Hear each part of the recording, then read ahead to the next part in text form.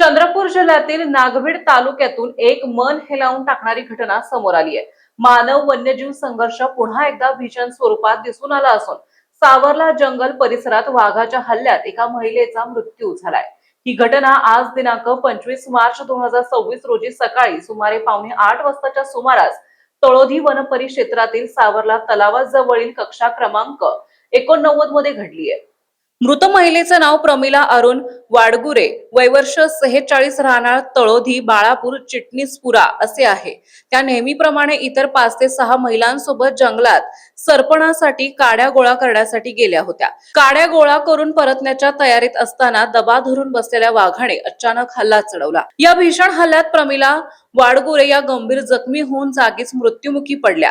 या अचानक झालेल्या घटनेमुळे सोबतच्या महिलांमध्ये भीतीचे वातावरण निर्माण झाले। त्यांनी आरडाओरडा करत जीव वाचवण्यासाठी घटनास्थळावरून पळ काढला। घटनेची माहिती मिळताच ग्रामस्थांनी मोठ्या संख्येने घटनास्थळी धाव घेतली। वन विभागालाही तत्काळ कळवण्यात आले असून वन विभागाच्या पथकाने घटनास्थळी पोहोचून पंचनामा केला आहे। पुढील कार्यवाही सुरू आहे। दरम्यान या घटनेमुळे संपूर्ण सावरला परिसरात भीतीचे सावट पसरले असून नागरिकांकडून तातडीने सुरक्षात्मक उपाययोजना करण्याची मागणी होत आहे। या शोध मोहीम आणि कार्यवाहीत स्वाब संस्थेनेही सक्रिय सहभाग केले आहे।